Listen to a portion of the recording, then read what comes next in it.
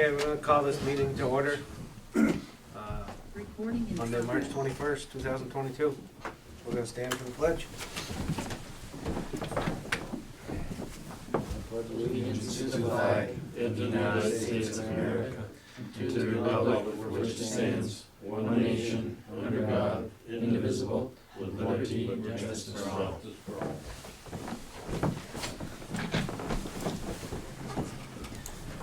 Okay. So I gave out warrants. The first warrant I'm gonna do is the general fund warrant, dated March 21st, 2022, in the amount of $366,247.89. The reason why that's in the 300,000 range is because of the Franklin County Sheriff Department for $276,928. Make a motion, or actually I can't, that's right. Make a motion to approve as presented. Thank you. Yep, second that. Any further discussion? All in favor? Aye.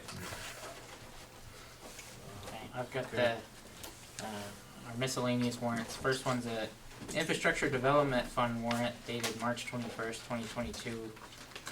Both, just two invoices, both related to the town hall cost center. One from Peterson Consulting and one from Ruggiano Engineering. The total is $7,372.50. Make a motion that we approve that warrant. Second that. Any further discussion? All in favor? Aye. Who seconded that? Brian did. Brian. I have a stormwater utility warrant dated March 21st, 2022. They're both related to stormwater. One's an Aldrich and Elliott invoice, that's the lion's share. And then we have an ESRI invoice. The total is $1,984.05. I'll make a motion that we approve. Yep, second that. It's Brian again. Any further discussion? What's that for? So, the stormwater utility, the Aldrich and Elliott is finalizing the designs on the Tanglewood plan, and the So- ESI is that mapping software we do when they draw maps. We split it with zoning, so stormwater pays part of it, and then the general fund had it in their warrants for Yeah. zoning to pay for part of it. Emily has purchase rec forms for both invoices here too that give pretty solid details. I don't know if you want to review that. No, I just was wondering what it was for. The lion's share of it, almost $1,500, is the Tanglewood stormwater treatment design with Aldrich and Elliott, and the rest of it's software related. So I take it, have we taken over that street? No, a long ways from it probably. No, so what we're doing, and Emily can talk to it more, we're helping design it. The last design a couple years ago doesn't meet standard. We're making adjustments to the design, and then we're working with the neighborhood to get grant funding. They still have to pay, but for a good chunk of that upgrade, we're gonna look for grant funding, and then the stormwater utility might chip in a little bit. And then once the stormwater's done, I think they have to do something with the road, and then we could take it over. But we I mean, haven't. this has been going on for A long while. 15 years, Good long while. and nothing's been done in that whole time I've been gone. No. The stormwater's been the biggest issue. Few people in Meadowbrook have had flooded basements. That's about all that's happened. Yeah, but I think we're on the right track Oh, to we are, resolve yeah. it. Yeah, there's plenty of funding if all goes well. We could be building this year or next year, helping them upgrade that. But Having Emily are on they board. putting any, are there homeowners association putting anything in? Yeah. Yeah. They're saving us. Yeah, I don't know the exact number, but it's gonna be upwards of 6 figures that they're gonna be putting in. They've been saving for years, but it's about a $400,000 project, so we're looking for grants to help pay for most of it. So, we have a motion and a second out. We'll call it. Any further discussion? Good. All in favor? Aye. Okay, and the last miscellaneous warrant I have is the industrial park warrant dated March 21st, 2022. We've got the normal 3 Green Mountain Power invoices for the sewage pump, the sign light, and then the street lights. And we've got another invoice from the state of Vermont for $200, and then we have about $1,800 worth of invoices from the engineering firm that works with us on our pump stations. And it's all related to a little bit of labor, some travel time, and fixing some controls and resetting some things, and then we had a monitor that needed to be replaced. So the industrial park warrant, March 21st, 2022, total amount of $2,701.72, and make a motion we approve. Yep, second that. Any further discussion? All in favor? Aye. I got the 2 payroll warrants here, one dated March 11th, 2022, amount of $22,317.79. Next one is March 18th, an amount about $1,000 more, $23,326.42. So these are the regular ones without the extra agency checks, where sometimes it's an extra 10,000 or so. So I make a motion that we approve both payroll warrants for March 11th and March 18th. Second. Any further discussion? All in favor? Aye. Okay. Move on to the minutes. In front of you have the minutes of March 7th, 2022. Anybody want to make a motion to approve the minutes? So moved. Second. Any further discussion? All in favor? Aye. Okay, now we're gonna move on to public comment. Anybody from the audience or on Zoom have a public comment?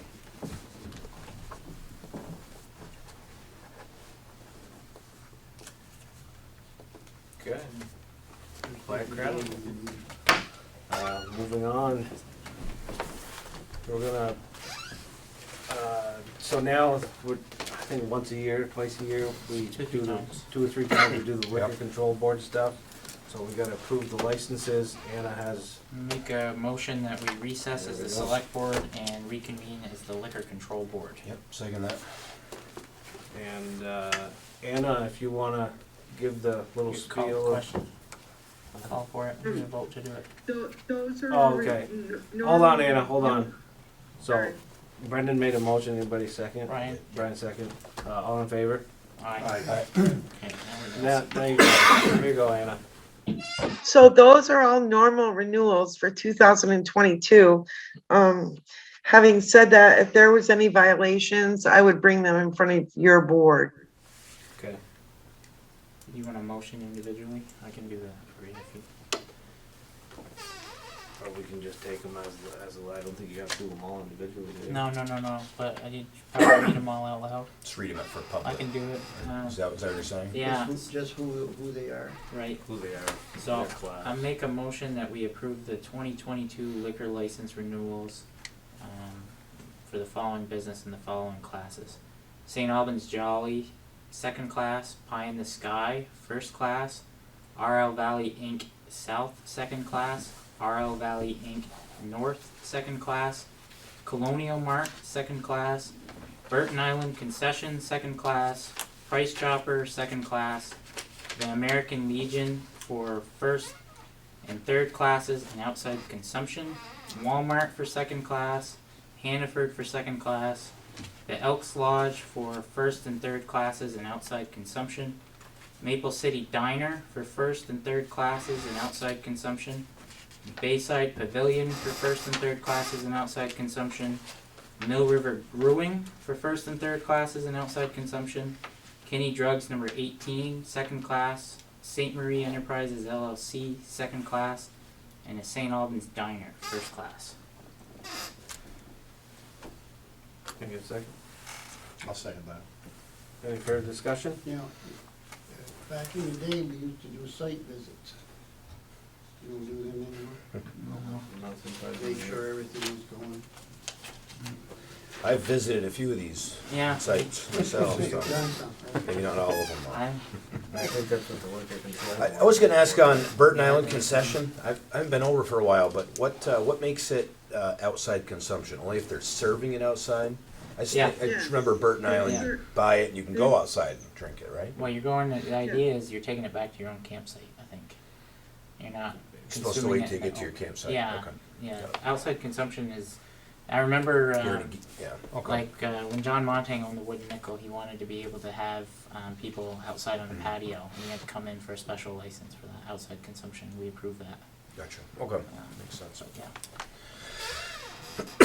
yeah. All in favor? Not sure that they can bring it to their campsite, but she serves food and beer and wine. Any further discussion? All in favor? Aye. Okay. Make a motion, we adjourn as the liquor control board and reconvene as the select board. Second. All in favor? Aye. Town managers report. Corey. Yeah, we're gonna start, Sheriff Longevin's here with us, give us an update on, he comes monthly for the new board members, and he'll talk to us about what he's been up to for last month, and feel free to ask any questions. All right. Hey, I want to congratulate the two new board members, both Jack and Jeff. Welcome aboard. I sent out earlier in the month what our February report looked like, incidents that we responded to, motor vehicle stuff that we dealt with, criminal investigations that we dealt with, like DUIs, that type of stuff. If there's any questions with that, let me know. Some of the challenges that we've been faced with since the first of the year is we've had 5 people leave our organization. 2 just were aged out, if you will. They told us into early last year that they were going to be retiring at the end of the year, and they did that. We had one who got promoted. He was a level 2 individual who worked for Burlington Fire Department. He got promoted at the fire department. His previous job, he was like 24 hours on, 48 hours off. And throughout the schedule like that, he worked 2 days a week for us. Since his job promotion, he's got more supervisory opportunities, and he needs to be available for the fire department. So he left us. We also had another deputy leave us for Swanton PD. They got a new police chief, and this level 2 certified deputy that we had is a victim's advocate for Burlington, and he had a good relationship with the new police chief in Swanton, so he transferred there. And one of our other deputies who worked the courts for us actually took a full-time position within the courts. She'll still work for us, but won't be as available as she once was. So that's probably the biggest challenge we're facing right now is recruiting. We've done all of our social media campaigns back to trying to hire people. It's been tough, and it's going to continue to be tough. I don't see things changing in the near future. Just not many people getting into this field right now. I do have a good relationship with Lieutenant Parton, and we discuss all the time coverage between us. We're the 2 county policing agencies, and they've asked us for help as well as they took on additional patrols in Grand Isle. As I understand, the Grand Isle Sheriff there is down to 2 deputies. Shelburne is another close police organization that kind of impacts us a little bit because state police in St. Albans used to get deputies or troopers from Williston to help out when they were short in St. Albans. They can no longer do that as they're helping with coverage in Shelburne. So it's kind of a cascading effect, if you will. And what I've done is I've pulled our deputy from the drug task force. He's working with us 2 to 3 days a week to make sure that we've covered everything we do. And police patrols for us are the number 1 priority. We've not done any governor's highway safety patrols, ATV patrols. We didn't do any snowmobile patrols this winter, nor have we done any stone garden. We're just simply taking care of business, of the necessity that we've committed to. So that's where we're at. If you guys have anybody who's looking to get into policing, the police academy is finally coming around to where they're expecting to have full classes again, which means more than 20, 25. They could be as high as 40 or 45. But even at that rate, it's going to take us a while for law enforcement in Vermont in general, just to catch up. I've heard a number where last year, 91 police officers left the field or retired, and only like 40 came in. So we need to get those numbers up to help us all. So that's about it. That's about where we're at. Our vehicles are in good shape. We weathered the winter well. COVID hit us hard that second round. The first round, knock on wood, we did not get anyone with, no one got COVID in our office. But when the second variant or the first variant hit, we're losing them to a week. But we seem to be past that right now. We had a deputy out on baby leave. He's back and working. So we're in good shape going into spring with our current commitments. But as you know, we start to do some other activities. We've gotten a call from June Dairy Days to see, what the requirement's going to be there for covering that. And of course, we have our own Bay Day here at the Bay, and as well as Franklin County Field Day. So, we're looking to hire. If we're fortunate, we get somebody already certified, and if not, we'll put them through the police academy. Okay, thanks, Sheriff. Any questions from the board for the sheriff? Yeah, boy, sorry. I was going to ask you, Sheriff Langevin, it's Brian. With the 5 folks down and, no end in sight with that, do you see any impacts to, patrols in the town? I mean, it sounds like you're not able to do a lot of the extraneous stuff, but do you see it affecting that at all? No, like I said, we're committed to the patrols, and that's the first thing we fill. We have sufficient number of people there. I'd hire, Brian, I'll tell you, 8 more if I could get them. Just to have that. It's nice to have that buffer. But no one has that buffer right now. And, we're, like I said, we've got everything that we're contracted to patrol covered. And, we'll keep making that our priority. The extras we're not doing, as I mentioned, like Governor's Highway Safety, and, the snowmobile patrols through the winter, that type of stuff. Those fun things that the guys liked to do, we would have had to backfill them to do that. And we just didn't have the personnel for that. That's obviously something I want to look into, because if you do that long enough, you're going to suffer some morale issues. And we certainly don't want that. We want to keep the job kind of challenging and fun for everybody. And that's when they perform their best. So finding people is critical. I actually took a phone call late this afternoon from Peter Welch, who asked what he could do for us. We had a pretty lengthy discussion about that. I've got his number. I'm going to keep calling him and see what they can do for us. We need to have a media campaign that, really puts honor back into the profession and stuff. We've taken a beating over the last couple of years, and we're still suffering from that. We have a lot of good police officers out there, and we got to highlight what we do and how we do it. I'll give you an example. Again, tonight, as I was leaving the office, 2 of our deputies got called to someone who was suicidal. One of the deputies stayed at the office and made phone contact with the individual. He was supposedly anticipating going suicide by cop. The officer was Captain Grismore, and it was talking to the individual, and eventually got an invite up to the person's house. It was in Albans Town, and they diffused the whole situation. Where John was even surprised. He said, the deputy and him did such a good job, but they both got a hug from the individual when they voluntarily gave him a ride to the hospital to hook him up with services.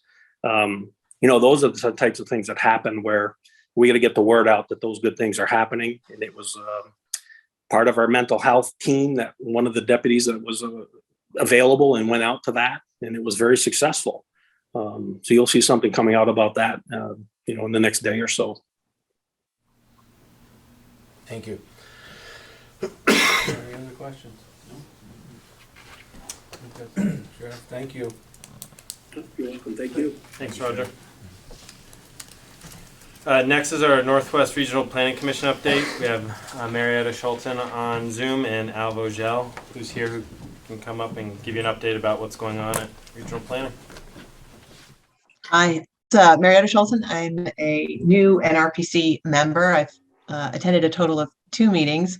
And with this update request, I thought it might be helpful to review the PowerPoint presentation that we had at our last meeting. It was included in your packets. I don't know if you have it available, but I just wanted to give a high level of this PowerPoint. It was given by Dr. Jude Rochelle, who's the CEO of Abundant Sun. And the NRPC is now in contract with Abundant Sun for the next year. And the contract will provide ongoing educational and consulting support to the NRPC. There will be a stronger focus on laying ethical foundations and in creating strategies for sustainability that benefit as many people as possible in our community. So in the contract with our group, it was to really make sure that we were going to participate lively and listen well and be respectful. And we're coming together basically to ensure that all the citizens have fair and easy, accessible access to NRP services and to provide strategic education with innovative and sustainable community solutions. The contract specifically calls for the NRPC's Executive Director, Catherine Dimitrick, to meet monthly with Dr. Rochelle from Abundant Sun, who's the CEO, to receive executive coaching sessions. And then Dr. Rochelle will also be facilitating educational and strategic sessions with the NRPC at some of our committee meetings. I think what was most interesting in the slide was she was talking about how to plan in a world that is volatile, uncertain, complex, and ambiguous to provide guidance to these different projects. And she talked a lot about managing risks and opportunities in these changing economic environments and social conditions. She also spoke about environmental justice and that if we can really work through things, that we can provide a positive environment for many in our community. And she lastly talked about the triple bottom line, the 3 Ps: profits, people, and planet, and that successful companies are really moving in that, or have moved and are continuing to move in that direction from just the finance and the profit part, which is making sure that you have good governance and annual increase in growth, revenue, but really about people and the social part and investing in our people. So things like a diversity policy, regular employee surveys, and then investing in our planet and protecting our planet through environmental ways, like energy conservation and zero waste initiatives. And this way, all these initiatives can really become sustainable if we really look at the triple bottom line. So I think those were the high level takeaways, and I'm interested to see how that'll be integrated in our further board meetings and projects. Any questions? No. I think Al has some additional information he was going to give this evening as well. Yes, thank you, Marietta. I just learned today from VLCT that the Vermont Community Foundation is going to grant $300,000 to the state of Vermont to pursue equity training. Of that $300,000, $200,000 is going to be devoted to municipalities, of which 20 will be selected for $10,000 grants. So I would urge that the town go to VLCT and get online for one of those grants. It would pay for a facilitator or any other projects that people that you might need to help develop a community that is more inclusive and diverse for St. Albans Town. So that's the first thing. Now, my major talking points today is, what does the Planning Commission do? I think that's why I'm here. And so the Planning Commission by law has many mandates. Among them are to help municipalities update their bylaws, and other nonprofit organizations such as the Solid Waste District is a legal municipality and also gets support from Regional Planning Commission. And one of the big things that both do is retire project when we have Green Up Day, which is coming up, and we're also looking for people to volunteer for that and get the town get its green bags. We have an excellent person who was able to do GIS mapping and analysis for you all. We do transportation projects, and I know our VTrans, or our own Department of Public Works, works very closely with the Transportation Committee. at the Planning Commission. We work with you all on watershed planning and grant management writing. We have periodic helps. I think, which we don't see too often, but it did happen a couple of years ago when we had the major floods of, I think, Irene, was the ability to step in and help municipalities with emergency planning and emergency responses to areas of flooding and loss of electric power and food and things like that. Less so in here. I don't know that we've had any brownfield applications, but again, we spend a lot of money, state money, on brownfield remediation. And lastly, community development and downtown revitalization. More recently, we've got grants to do Working Communities Challenge, which I think is extremely important to you all and to the town as a whole, is to improve our housing situation so that we have more housing and of diverse levels of housing for the wealthy, the middle class, and the people with lesser incomes.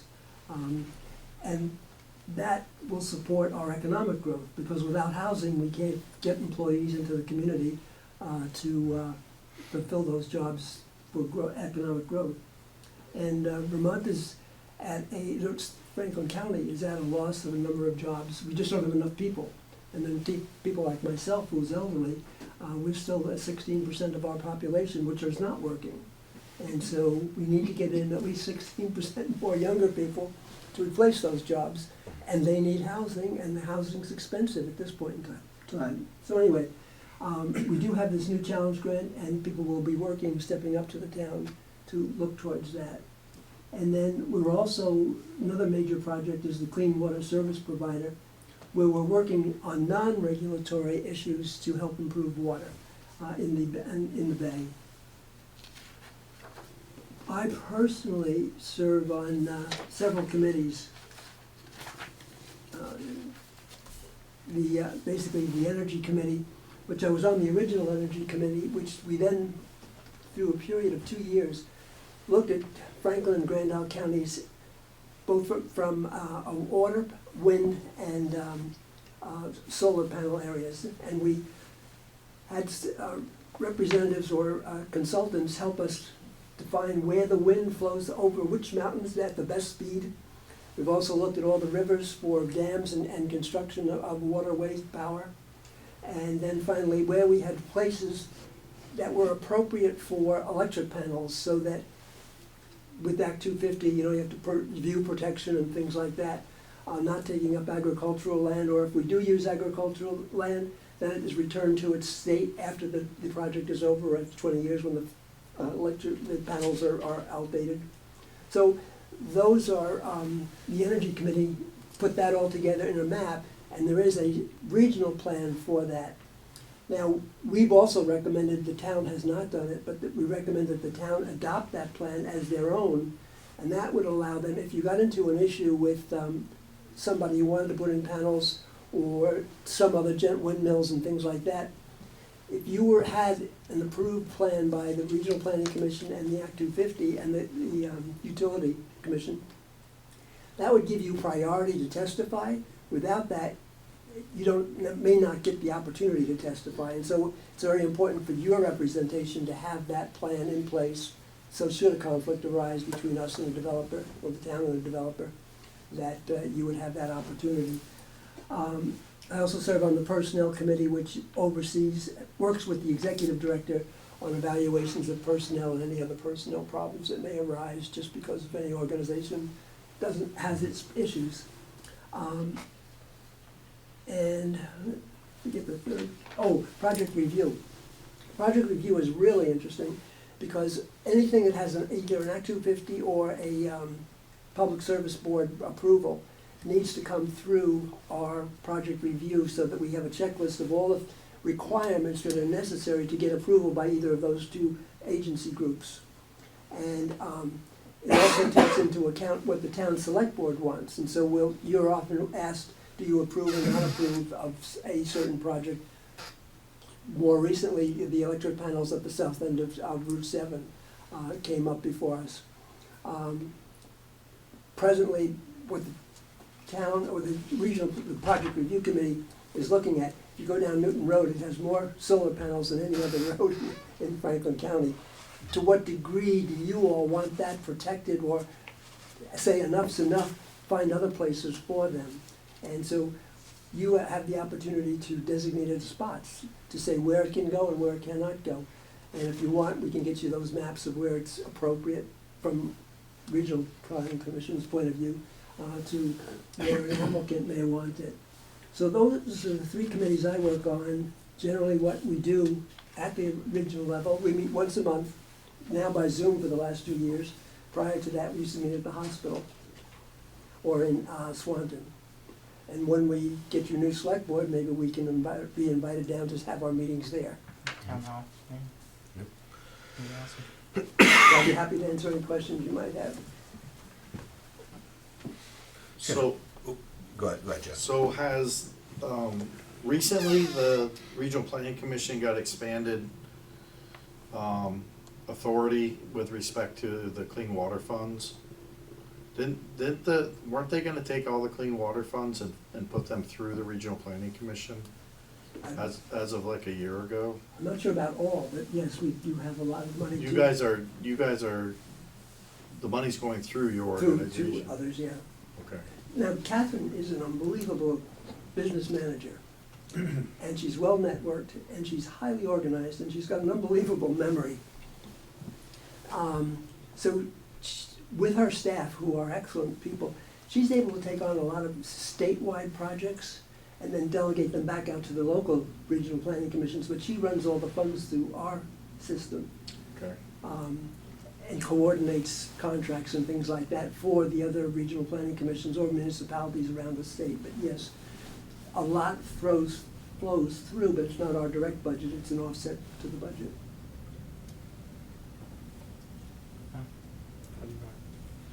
I was gonna ask, is it primarily Franklin County? I always think Franklin County when I think of the Franklin and NRPC. Grand Isle, Okay, so those two? 2 counties, right? All the towns and no others, right? Just those Well, two? yeah, Okay.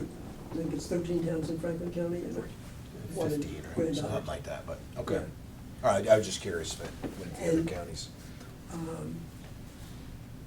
Everybody has to belong to a regional planning commission. It's not that they don't. Where it helps is if they want state money, then they need the town plan, has to be approved by the regional plan and then eventually by the state. So there's benefits for it to belong, but to participate. Each town has 2 representatives. They're allowed to, right? Route 2. Yeah, not all serve. Yeah, thank you. We're fortunate that we've always had 2 representatives, and Marietta is going to be a major benefit to the Regional Planning Commission, particularly as we're moving into the COVID issue and the world life crisis of how do we manage that? How do, both as a municipality, you have delegated authority to say masks or no masks, but then how do we tell our people what to do and where that? And so you could get a better educated person to help us understand what the issues are in terms of this crazy virus. Any more questions for Al or Marietta? Well, we really appreciate you coming in. Yeah, thank you, Al. It's our pleasure. Thank you very much. Thank you. Thank you. Thank you, Marietta. Thank you. Next on our town manager report is the town hall update, and we have Nathaniel Jameson Root, our project manager with Pearson Consulting. Daniel, if you want to take it over. Yeah, thank you. I think I've had the chance to meet most of you already, but nice to meet you. Others, Natty Jameson, I'm taking over for Hunter, and I've been about a month with the project now, and so far it's been great. It's been a real pleasure to work with everyone.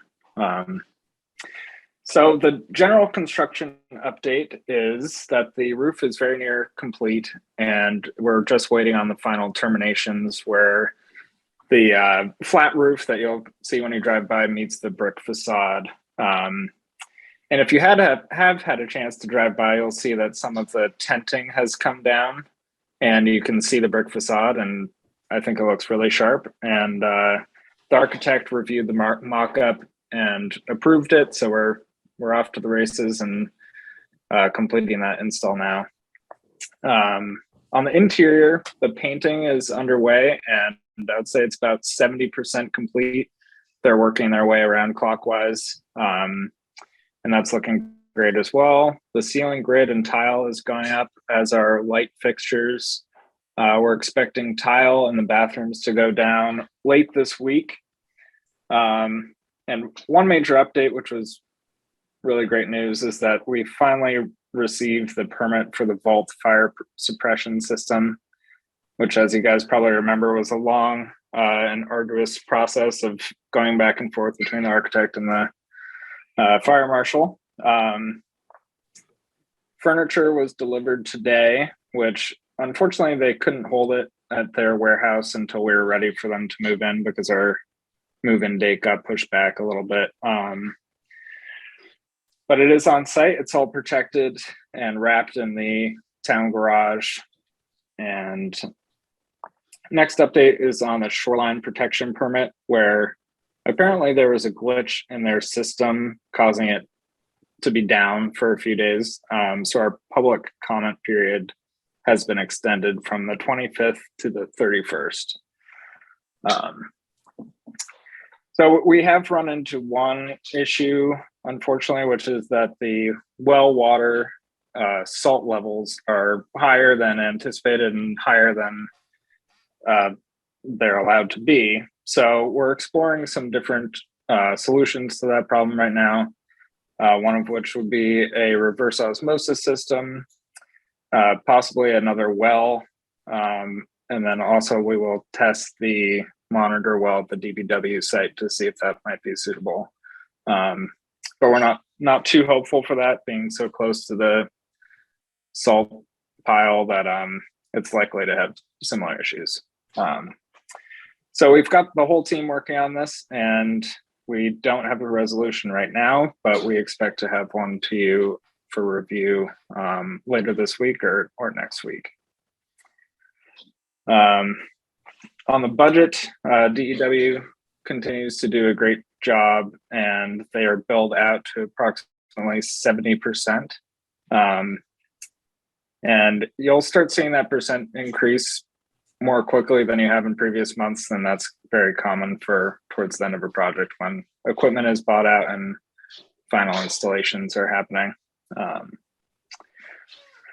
For owner supplied items, everything is bought out with the exception of signage.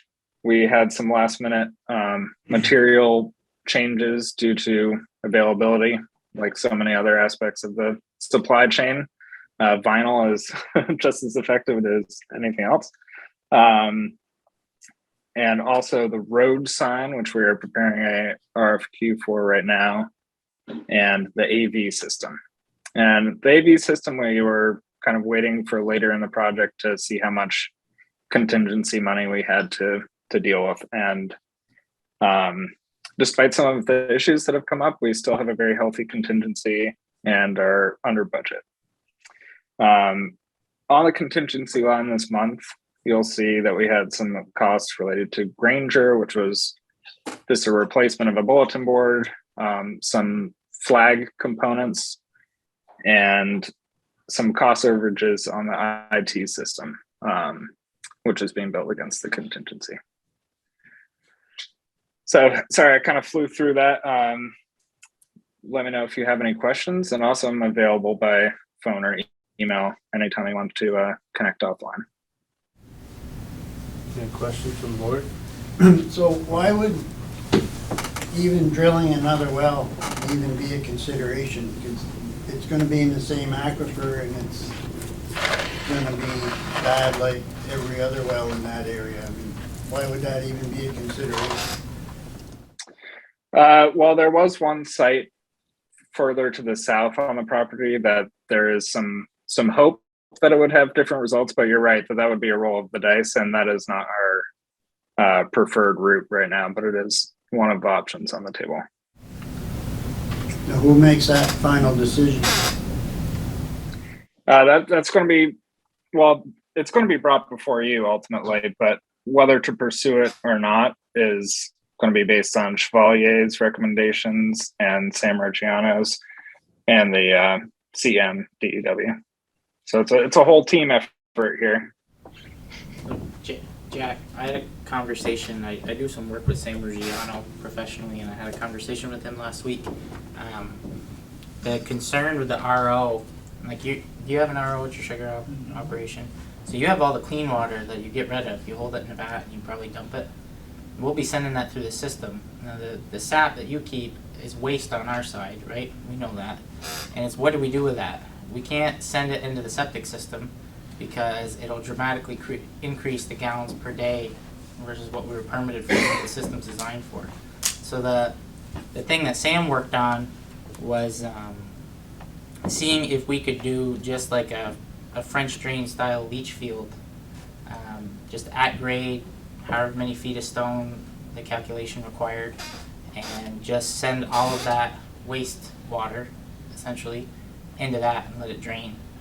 We couldn't tie it into the stormwater system and just send it into the ditch, because that was a thought, run a 4-inch pipe into a knockout in one of the catch basins and then let it go. But Sam reached out to a few agencies with jurisdiction, and I guess there's not really any regulatory agency that governs something like that. So if we wanted to build a blind ditch somewhere and have all that water get infiltrated in that, that would be a solution to make the RO feasible without ruining the septic. That water coming out of those machines is basically pure, Mm-hmm. because I drink it. Right. Oh, definitely. So, I mean, what's the big deal about letting it go down the ditch? And in the lake, it's better than some of the water running in there now. Oh, definitely. It's just the amount of water that your site outputs. I think we would probably end up needing to build a gravel wetland or something that would be more expensive and require a lot more of a regulatory process versus building some kind of an at-grade infiltration leach bed is what it would be. But So the RO system for each gallon of usable water, the clean great water that comes from an RO system, it produces 1 gallon of undrinkable water that will be quite salty, coming from the well that we have here. So that wouldn't be just clean water that we were discharging. No, It so would be the clean water goes into the building. The salt water is what we're trying to get rid of. How many gallons a day? I think this system was permitted for like 520 maybe, 4 bedrooms, whatever 4 bedrooms. 490, but 490. Gallons a day? yeah. That's what, but that's gotta include all the effluent, your gray water out of the septic. That didn't figure in taking on any of this RO. I mean, Yeah, but the amount of water that you're gonna use in that RO, it's for drinking. right. Well, drinking, or I think we've got Natty, correct me if I'm wrong, I think we're feeding the entire system post RO, not? Correct. Yeah. Yeah. So every time you flush a toilet. It can't be discharged into the septic system. For one being, it's more than we anticipated usage wise, but it also is so salty that it would kill the septic system. So yeah, there really can't be a significant amount of salt going into the septic system. So I think, like Brendan said, the French drain leach field is the leading solution at this point. Another option is a storage tank that would have to be emptied pretty frequently. So we're doing some cost calculations and talking to the city about discharging that storage tank into their system. But yeah, like I said, we're going to keep working on the most cost-effective solution that we can come up with, and we'll bring it to you for review. I have a question. Is the leach field system, the French drain, that's to percolate down, not up, right? Into the soil, or up, evaporate? Be down. No, it's not going to go up. Yeah. So are you thinking that it's going to go back down into the well? No, I'm just wondering how suitable the soils are to take that water. Yeah. Before you run into a problem. Yeah, that was my question to Sam too, and I think he's gotta be, I don't know if he got the clearance, but at that point that I talked to him, he was waiting before he spent too many billable hours trying to figure the math on that. Because I mean, we're putting probably, I bet you we put 2 to 3 feet of mound sand underneath our leach bed. And if we didn't either drastically increase the stone and do 3 to 4 feet of stone underneath that pipe, and then who knows where the water table is going to come into play. It'd be something where you'd probably be doing some test pits around the property. There should be enough data from when it was perked, and then we did some geotech work too. It just boggles me, we didn't build a thing there. You know, we have this land on the Brigham Road with city water, whether we use it without knowing or whatever, but, you know, it just seems to me that we're going into a big hole here, that there's no end in sight. Well, I don't think we expected the well to be salty. I don't know how the location was picked. I think it might have been picked from engineering, right? They said that was the best spot for the property. The location for the well. The location for the well. Well, it's all isolation shields. I think what Jack was saying is, why did we pick that lot anyway when we could have built on Brigham Road? And that was, building the town hall was a product of 5 voted articles that started with, do you want to stay in the Bay Area or leave? And it was stay in the Bay Area. And then it was find a suitable property that could host a building like that, and there was only so many. And Jackie Brown was a very willing and helpful seller in that scenario. So it was I was pretty boisterous from the get-go that if it was up to me, the Smith family offered to donate us 5 acres on the top of Upper Weldon up by exit 19.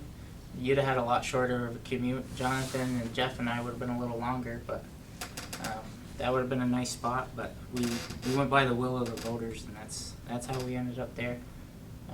It's worth noting that we did have a settlement with Jackie Brown related to having a contaminated well on a neighboring property on Wharf Street, and we paid the cost of an RO system as part of that settlement. So this wasn't something that, you know, when I heard it, I wasn't shocked, because we literally paid the value of an RO system maybe 7 years ago, 8 years ago. I think that was settled right before I was on. Where's your RO water go? Wow, I don't think it was ever built. I don't think there's a house there anymore. I think it's the lot that the house burnt. That was where the old, what did they call that place? I should know, I used to go there a lot.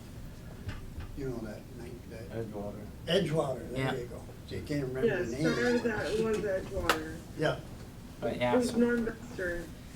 it's but yeah, we were in a jam there over there, well. Mm-hmm.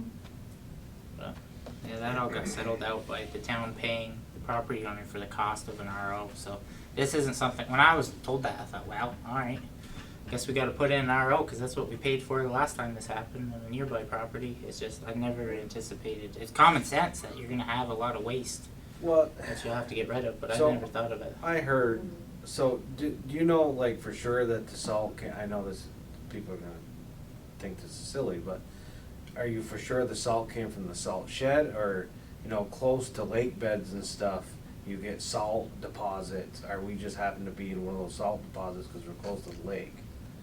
You know, That well is what, Should 500 feet? Yeah, you know, because I figured like the casing was down into the rock and it was, you know, protected from groundwater, or is it just over the, what, 50, 60 years of having salt at the salt shed, or maybe not that long, 30, 40, you know, is it that, you know? But before they had a salt shed, we just had a Just pile. That's the problem. So maybe, How so I don't far know, it is the could be well one or from the the other. shed? Oh God, as the crow flies, maybe, it's inside 100 yards. Oh, it's close. Yeah, no, it's inside 100 yards. How much further away could it be? Not Probably far enough, another, I'll bet. probably another 50, 60, 70 yards, something like that. Oh, not far. No, it'd be a shot in the dark. I mean, I drill 10 wells a year, and I could drill 2 wells 5 feet apart and hit a totally different quality of water. So but it's when you got a neighboring property that had a salt issue, you drill a well, you have salt. I How don't deep's know. the well? The one over there is 500. That's the number that sticks in my head, so I can't. We just went through a nightmare last year of having to have a well drilled for potable water for the park, and that was 570 feet deep and had to be fracked, and it was a whole mess. So I have PTSD from that. I can't remember the town hall, but I don't remember either, Jeff. it's Okay, so any more questions for Natty? So what happens if you, can't you do it like a infrared, what do you call it there, kill the bacteria? A UV light, Yeah, that doesn't work on the mineral content, that's for bacteria. no, but what if you drawed it out of the lake? I don't know that that's permitted, that's not a permissible. That is an option that has been thrown around. We haven't dove into that one too much yet, but it, Millions of gallons out of the lake every day. And you're all drinking it, he's drinking it right now, oh no, that's the cold. But I mean, the lake's right there. I think it's a good idea to explore that further and at least kind of get a rough order of magnitude cost for it, so we know what we're dealing with. So yeah, we've got three options, and you know, it's not the best situation, but I'm confident that we'll be able to resolve this without breaking the budget. Jonathan made a good point. I guess he used to maintain there's 2 ROs up at Milan. So when Jonathan and I had this conversation after I spoke with Sam Ruggiano, the 2 points that you made that stuck in my head is 1, it's an ongoing maintenance nightmare. Yes, it is. And 2, Milan had 2, and not because they needed to, but for the sake of redundancy, because if one goes down, you need to, and that's a public building with employees. So if we lose it, is there redundancy built in to Right. the one that you're gonna present to us or propose? Because we can't shut the building down every time the RO goes down. But I'm guessing we probably have like a storage tank. And We're with off some the water. store and it regenerates once it gets to a certain level. Usually those type of ROs regenerate at night when the building's vacant or your use is low, so. Do they have an alarm on them or something? Yeah, Yeah, they they got do, 2, they 3 have high different pressure, low pressure, alarms. you gotta change the filter. But they're just a maintenance, you know, I don't think we'd have to hire somebody, but we gotta have somebody that's like Shabai probably is qualified to work on those things, but, you know, it's just another cost. Plus the electricity, they like that. Yeah, There's electric. the high pressure They're pump. not and bad as circular. fuel oil. But yeah, Yep. Is that it? that's too bad, because I asked if we could send dirty water into the plumbing fixtures, like the toilets and whatnot, and then try to do some splitting. And just that salt content in that septic would shorten the lifespan drastically, so everything that goes through is goes to the building's gonna have to be post RO, which is just it'd be, I don't know, if we used our full permitted amount of gallons per day, it'd be 500 gallons a day in wastewater we'd have to get rid of. So, Yeah, although the anticipated daily use is much lower than what was permitted for. Because you guys probably know the historical context of this a little better than I do, but my understanding is that the septic permitting came with the property and it was for a 3-bedroom home. And being an office use, the expected use is closer to 200 gallons a day. so anyway. Okay. Thank you.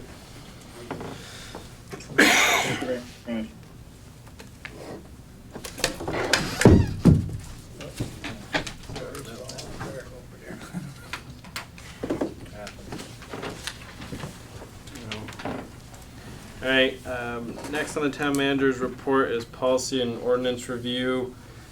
2 for tonight, the capital program and budget policy, as well as the impact fee ordinance. I did send out a memo, which is on your desk as well today, just kind of putting a few thoughts for your consideration if we look to redraft any of these. But happy to go through these however you want, if you want to line by line. And read through them, or kind of go over the big details. Do you have an extra copy of that? Go over there. The memo or the? The memo. I got it on here, but if you got it right there, I'll take One it. right here. So I agreed with you that the impact fee ordinance as it was gone through is probably fine. Yeah, I think the only concern I originally had was just first page is the notice to citizens, and it said to call Rebecca Perrin or Ned Connell. I was like, well, they're not here anymore, should we change that? And then I realized it's just the notice attached to the ordinance. So, but just for the new board members and the rest of you, the impact fee was the result of a study from October 30th, 2018. So there's a calculated reason on what we charge for each level on that, and that's the big piece of the ordinance. I didn't think it was worth, it's good for 10 years, I believe, so I didn't think it was worth spending the money or going out and doing any kind of a study there. But, you know, this section just, you know, just kind of lays out why we have these impact fees and where they can go and who pays them. And an individual who doesn't agree with that can go out and do the study and come up with their own assessment that's allowable. On their dime. Yeah. On their dime, Yeah. but, I mean, if they aren't happy, they can. Yeah, there's a recourse. Yeah, there's a process laid out in the I ordinance. mean, a lot of times you have communities that are growing at such a slow clip that charge impact fees, it's like, there's no way this should be happening. And you have ones like ours that have grown by like 35% in 20 years, and you're like, okay, alright, this, you know, they just built a new town hall, new public works garage, or added somebody to the road crew not that long ago. Yeah, and we've used it, like when we updated our website last year, we used that money so that we can provide more services to folks without hiring on more staff. You know, if you can get them online for as much as possible, all of that. So that was my take on it, but I'm happy to go through the ordinance with you guys kind of section by section. Jonathan, how do you want us to handle that?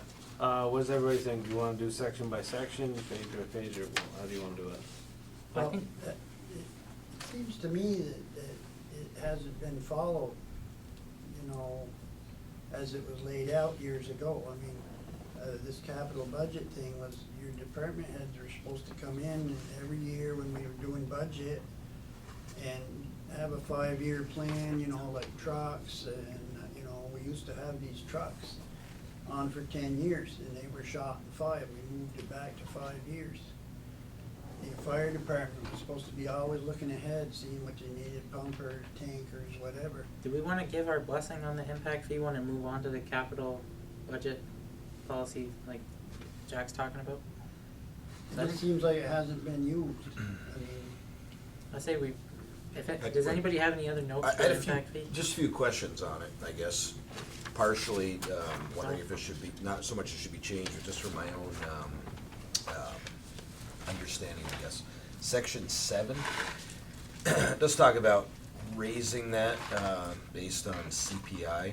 I'm just wondering, I mean, it's only 4 years old, but as we know, the CPI's jumped up a lot last year, this year, maybe next year too. Is that, I don't know if that's something we want to consider increasing, and the main question would be, are we not collecting enough impact fees? Or do we think we are collecting enough impact fees whereby we would need to change it? So I mean, I don't know the answer to that, obviously. I don't know if you have any insight, Corey? I think that's a broader conversation as we look at, you know, the capital program and what our goals over the next few years. It's depending on what we think we need to do to I think update at a it. base level, that's a question of whether or not, you know, the impact fee exists to lessen the impact of every new house and housing unit Everything on else, everybody yeah. else. That's so if somebody goes and builds a whole development, you and I aren't paying for the stuff that we otherwise didn't Yeah, need. we're not paying for it, basically, yeah. So I guess if you were talking about, if you're saying the inflation factor, right, that we're worried about, Mhm. if that's 7% and we're only programmed for 3, are we losing 4% as other tax? To protect the vast majority of our constituents, all of them essentially, do we need to follow it? And I think the answer is yes. I think we have to follow whatever the actual inflation factor was when we collect those. Or on the other hand, I'm just wondering, were we, not that we were collecting too much, but were we already collecting enough? You know what, same idea, just where Well, we're yeah, at. whatever that's that, all. whatever that's originally intended to pay for has gone up probably more. It seems like It could equipment be, and yeah. labor costs have gone up a lot more than 7%.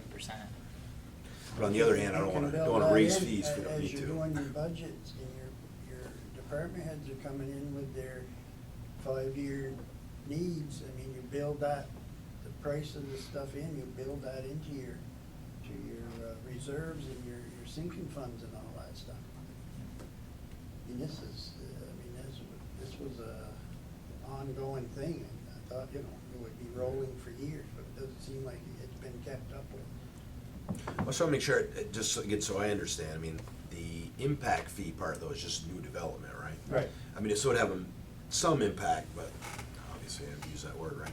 Some influence on 5-year plans for equipment, right? Right, but it's not that the impact fee is supposed to pay for all that. No. It's Yeah, not all of it, designed to right? pay for That's all all. of it. Okay, that was my It's understanding, I just wanted to make When sure. you're like, Okay, so you got a 5-year plan that I think I- that yeah. doesn't include a new truck, and That then all of a confirms what sudden- I was thinking, yeah, I just wanted to make sure. I mean, so you're looking out there, you know, you're in 2024 or 25, we need a new truck, we need a new fire truck.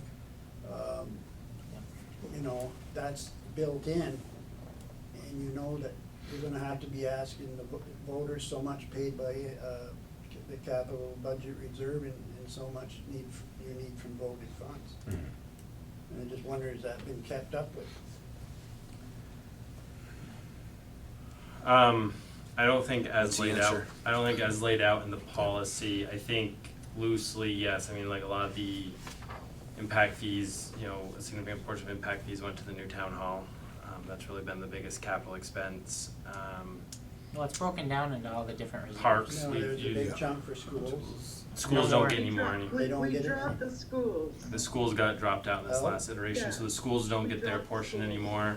The library gets a portion, so this year we reeled back our general fund library budget or into the next fiscal year, and then we gave them half the impact fees. Now they have to buy books with the, you know, and increase their periodicals, but that was a savings to the general fund dollars because we said, hey, look, instead of giving you whatever the dollar amount is, we said, we got these impact fees for you.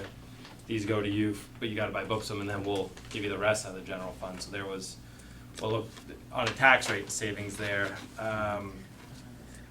And so. It was used in the past, you know, because they took out a bond to build that addition, and it was used in the past to pay down their bond. But yes, Corey's right, it's used to infrastructure and books and the library.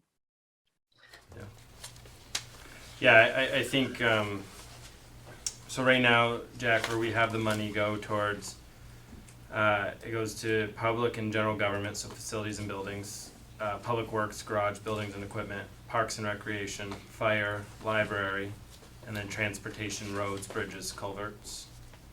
It's kind of the split we have now, but they did cut schools out in the last iteration.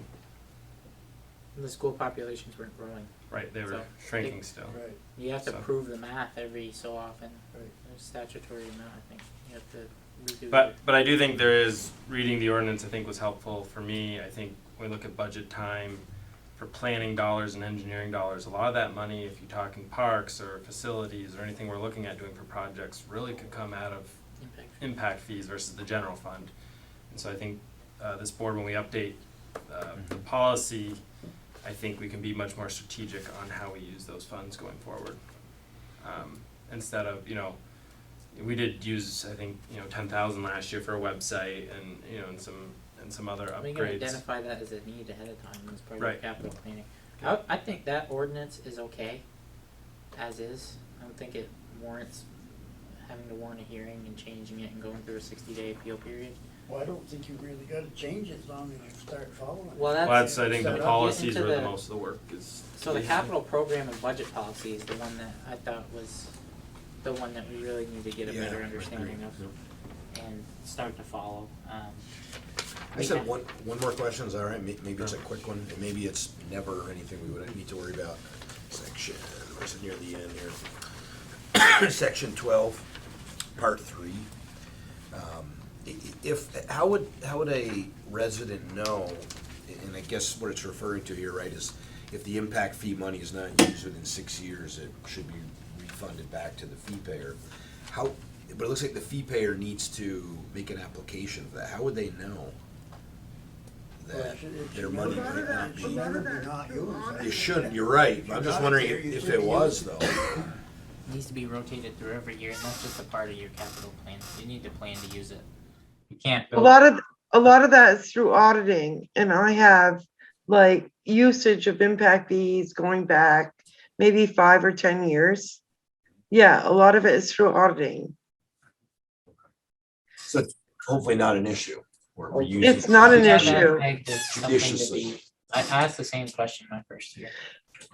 And it We, hasn't come up in- we've never had to give any money back. Yeah. Right. It's a purpose of, okay. Yeah, I mean, it's there, use it. It's yeah. evaluating your cash reserves and your needs and making sure that that one gets spent down first before you start tackling, you know, appropriately, Before but you raise first. taxes. Right, Yeah. that's the point of the whole Yeah, okay, I just wanted to ask about that. I mean, I don't know, I guess my next question would be, if you have the portion dedicated to public works and equipment, and you capital plan to put so much in, and then you don't expand the fleet, can you actually use that money?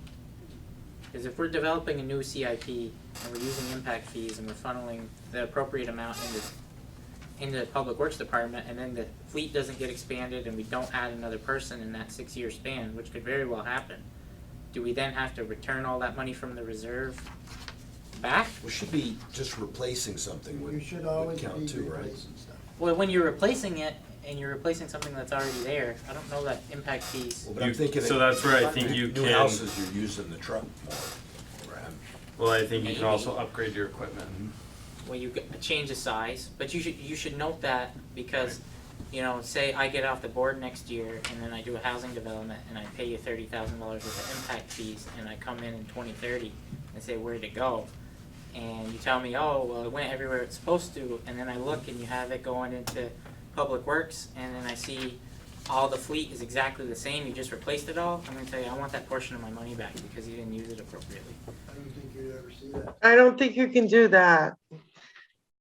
Honestly, I think impact fees, if you read the statute, it's relation to growth.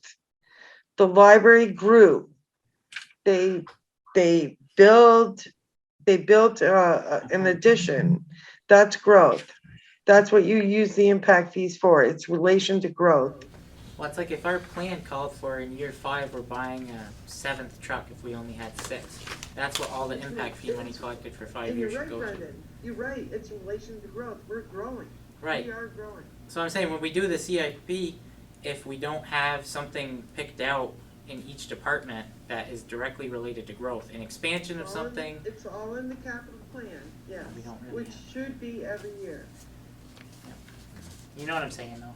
Like we gotta identify. No, I got you, we every just gotta time. identify that. Well, Every time. I just don't see that, you know, if you keep a truck for 5 years, you should be planning the minute you buy that truck, that you're gonna replace that. No, what in I'm 5 saying years. is, like, if we have 200,000 or 220,000 a year for the CIP for the public works fleet, and 15,000 of it every year is impact fee money.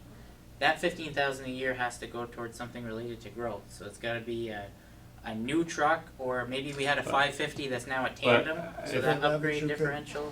I'm just telling you, there's no way that you're not gonna spend that money. I just can't see it sitting here. No, you have to spend it. It's just you got to figure out But what you're gonna do. I think it's much broader, Brendan, than the black and white you're talking about. Because so say a truck was typically good for 10 years, as Jack said, but we take on 5 extra miles of road and now we have to replace that truck in 8 years. You just have to have it called out. Right, you just have to You say have to that's. have it documented because there will be people, you know, as impact fees are expanded on around the state and people come to understand the program and the Title 24 statute, there will be more people that come out of the woodwork and say, where did my... Yeah, and I think that's where in the capital program and budget policy, we can be much more prescriptive than we've been. Right, and that's kind of what I wanted to segue into. Running track of stuff, it's just bookkeeping.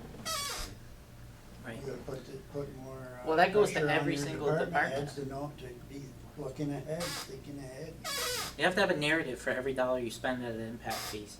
So in the parks, it's, okay, we had a riding lawnmower, we took on, you know, we have to do this now, so we paid for a zero turn that cost $10,000 more. That extra $10,000 was paid with impact fees. It's just having that all figured out in a schedule in a way that where if somebody comes down the line 6 years from the date they paid, you can say, okay, that's where it all went. I And don't see that as a big problem. No, it's not a big problem, it's Doing it the way just- supposed to be done, it should be. Well, that would be in the capital program. yeah, you'd have to put that in there. Yep. There should be a section related to impact fees in the CIP, and it's Just gotta be part of the plan. the amount to be financed by impact fees is in. I mean, essentially, I'm thinking growth, it might not be, like, as Corey was saying, it's just wear and tear. Yeah, it Wear could and tear. be. There's more Yeah. people, there's more people on the road, the road's Yeah. longer, you know?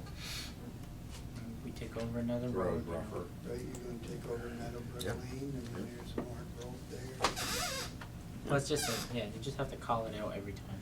And just document it. Dan, do you have a question? Yes, Mr. Chairman, we only talking about impact fees. this capital plan includes now the 325,000 we take in from the general fund every year. Right. And I believe that documentation says every spring you will look through that capital improvement plan and have it signed off by the fall time.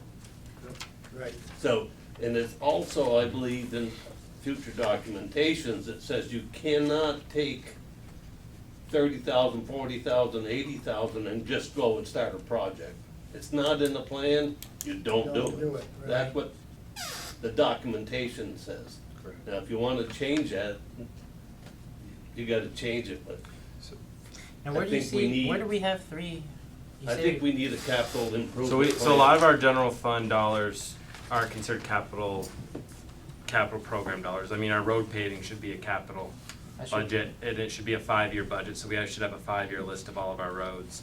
We should have a stormwater, and if you look in my memo, we need to add that, we need to add with our stormwater money, a good chunk of that is capital dollars. Anything that we build infrastructure that lasts more than 3 years, Anything we build that buy, requires maintenance too should also we have need, a separate needs to be maintenance. through a capital plan, so that's the tightening up in this this policy was last done 12 years ago, before the local option tax, before the Right. the Bay Fund, the Stonehouse Fund, before this fund that just passed with voters, so I think we gotta rip the whole policy apart and rebuild it, and then start executing it, but I But you've think got all these little funds kicking around that should be in that plan. Yeah. even the general fund, cause it says in the policy and the ordinance, capital program can be funded by the general fund, i.e. roads and equipment replacement and other things, we need to call it out and put it in the program. So there's one part of it is the legwork of getting the policy where it needs to be, and then it's, we Doing the haven't work. updated a CIP in 3 years, and the one that we have in front of us doesn't look anything close to reality, so No. we need to go through it, and you need to call out projects, Yep. like French Hill Road for one, I'm looking at staying in. Well, like, we know we're on a 10-year paving cycle, right, but I don't think any of us have ever seen what the 10-year paving cycle is. We Yeah. need to see at least 5 years of it And that's all by gonna the live fall, on- that's all is gonna the way live I on the look at it. website. Well, So- these roads, you pave these roads and they have a life. But sometimes another one goes to hell before, French Hill, Yeah. we've been dumping hundreds of thousands of dollars in that hill. It was a logging road when I was a kid. Yeah. And now it's like a main thoroughfare for Sheldon. Well, sometimes it's still like logging road. Yeah, sometimes. I only have to go up part of it every day. I remember going up through there in an old Ford Falcon at Yeah. 50 miles an hour, and if you met a car, man, you were in the bushes. So what Yeah, is- so from my perspective, the ordinance is fine, because that gives us the legal authority to collect the fees.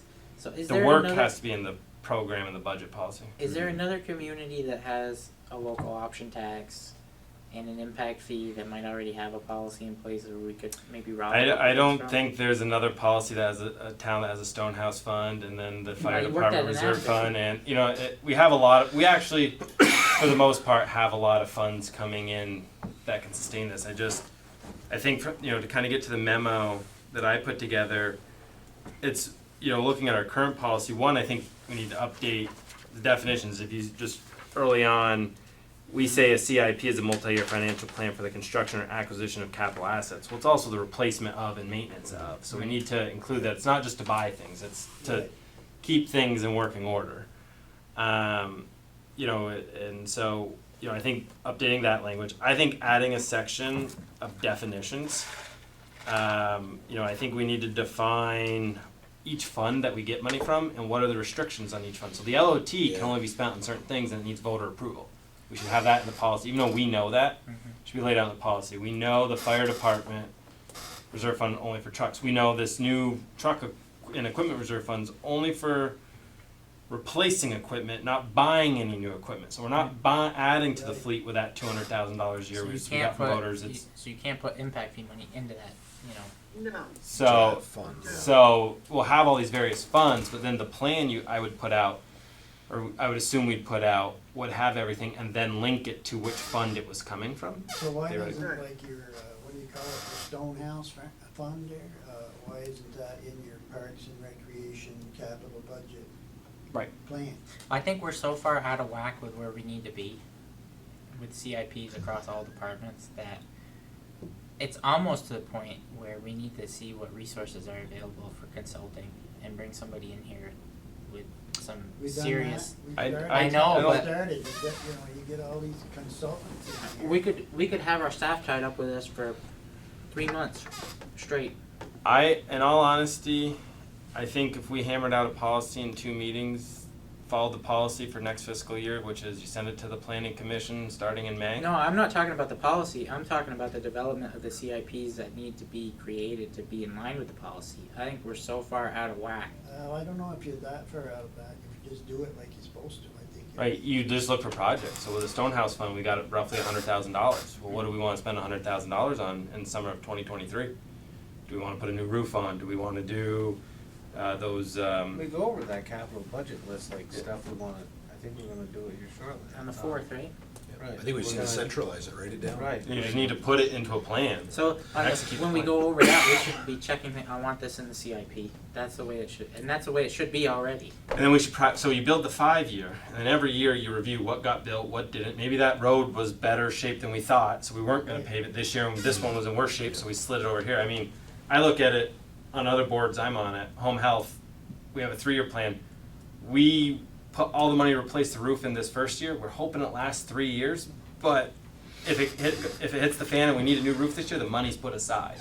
But it may stretch into next year, because we're not gonna replace it until it absolutely It's a needs to be. fluid, it's not set. It's not like a regular budget where it's not as grounded, but it's a plan. It's a plan, it's guidance. And then we get to this time of, so you plan in the spring, you adopt in the fall, and then, throughout the year. Well, you could get a grant, like. Yeah, you okay, could get grants. You got $700,000. You could have $2 million in ARPA fall in your pocket. Correct. Yeah, I was gonna say, I How's think, it being done now? Cause that's, what you're talking about seems like that's how you would do it. Yeah, So how are you doing it now? I don't think it's ever really formalized. I don't think Oh, it was formalized. no, we don't formalize it, the Hasn't- staff of the board. and hasn't vice been versa. on since I've been, but it's. I think the board's known, but it's been things like, the Cohen Park. There's extra money, we could do that upgrade, you could do, we knew we had to put a well in here, so that money went to the new well house over here and drilling a well and bringing potable water to. I think it'd be super beneficial to the taxpayers in as far as transparency goes, to get this expedited. I didn't Right. realize that this wasn't happening. Yeah. I think it'd really help things. Well, that's why I'm So kinda we like, think do the we need first. a consultant to get it done quickly? I don't know. think a policy can get done in 2 meetings, and then, Well, it's whether or not you can build the budgets behind the policy that quickly and do a good job, because the Well, you numbers you got from bake in May can't be. till October, November, whenever you start your planning commission's supposed to lead that off. yeah, I don't Am I think right, you need a Anna? consulting. Yeah, I think you just, when we talk about what project, it's all part of, Well, who's gonna pull the quotes? Like if we decide French Hill's on the list, not to pick on Alright. French Hill. our Director of Public Works will get quotes. He'll tell us how much mileage, how much width, how much pavement. I mean, I think we gotta get into detail, like how Well, much yeah, mileage. but it's like committed It to will do that. change what they do. He already paves 5 miles a year. Just tell him to look a few years ahead. Well, it's not just paving. I mean, that's a total. I think too, it would be up to the treasurer and the town manager, once that is established, to, figure out and inform the select board of where the funds are coming from. Jack, did we have a capital budget committee? Were you the one that told me that? Maybe a month ago? But It I might get remember to, when it started, of course, we started collecting impact fees, then we had this consultant come in and set it up. Then you had another one come in, you weren't doing it right, do this, do that. I mean, every time you did the town plan, you were supposed to revisit that policy Right. and, I ain't been around for 10 years, but it was working good when I left. I don't know what happened. But it was all laid out there. I mean, anybody could come in and look at it and say, oh gee. well, and it's not that we're not working on projects. It's just they're not formally on the list. Like we're well, I mean, we had a CIP for mostly the local option tax, but it didn't cover everything it was supposed to cover. And it hasn't been followed to a T, and it hasn't Nope. been updated every year. No, and I mean even things like this year, the planning commission was asked to how do we fund sidewalks in the future? They put together a proposal, the select board decided not to fund them. Now our capital improvement plans has a funding for sidewalks. The select board has decided not to fund that, that's okay. But that's one thing that got pushed over. So we've had conversations, the truck fund, we came up with that 200,000 a year by looking at a 10-year plan. Just hasn't all been put in one place and Everything laid gets out. done. Right, It's just, Yeah, it's it's not just here. a little bit muddled. correct. And I think it would make the town manager's job, your job, the Department of Public Works job easier Yeah. if everything was clear. You know, Well, then you know what you're working on before you're working on it. we didn't have a town manager. And we used to do that, No, along with our planning commission and having our Yeah. department heads come in and we'd figure it all out. There's a lot of meetings, but we got it done. I mean, But you think now we- we got people around here that should be doing that and getting it done for us and bringing it to us and for our approval, so.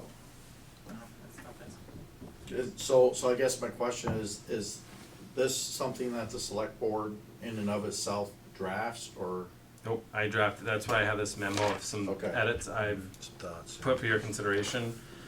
Seeing what your read is on that, I mean, I can go and redraft it how I would write it, and then you guys can look it over and make changes. Do that. But for this was the review, Get Anna's input too. yeah, I will. I mean, this is one, I was reading it the last couple weeks and was kind of at the place of like, let's throw it away and start over from scratch and build it out how we'd want to.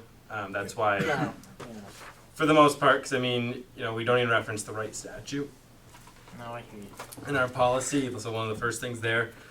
The other thing I think to think about is right now we don't have anything in there under $5,000, but IT's becoming such a bigger piece of the town. Should we be building IT into the capital plan? So when we're replacing computers, I thought we did that. software. had So we have a computers plan. in there years ago, didn't we, Anna?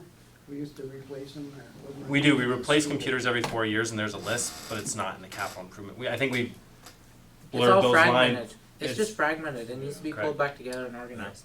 It's, I'm sure everything's there if you just. Yeah, we have the computers, like we don't replace the computers all in the same year, but each computer gets replaced every 4 years. Mine was scheduled this year, but Carrie's died, so mine was still working, so Carrie got the new computer and we'll get one more year out of mine, so we, work in the office on that kind of stuff.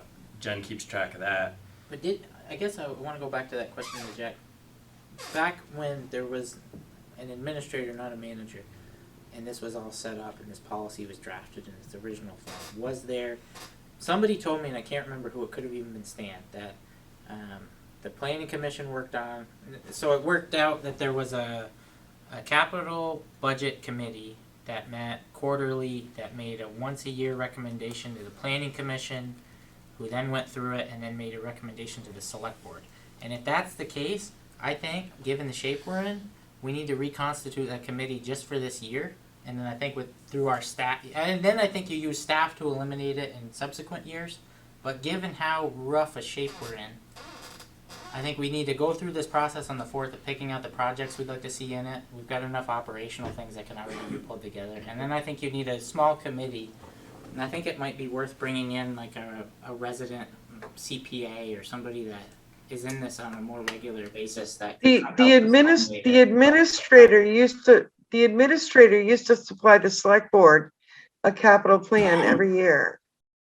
And then Was when there a we went to I think there was a committee early on. and then when we went to a town manager form of government, Well, yeah, so I mean- I think we need that this year, because we don't have an hour every meeting to No, touch but base I on the mean, CIP. but it's under the guise of the town manager's duties Right. to supply. So, my committee, you guys make your governing decision. I think we can whip this into shape this year, and I think if it's my task here, I think we can get it. So let's go with that. We can go rolling, because I think I'm pretty confident.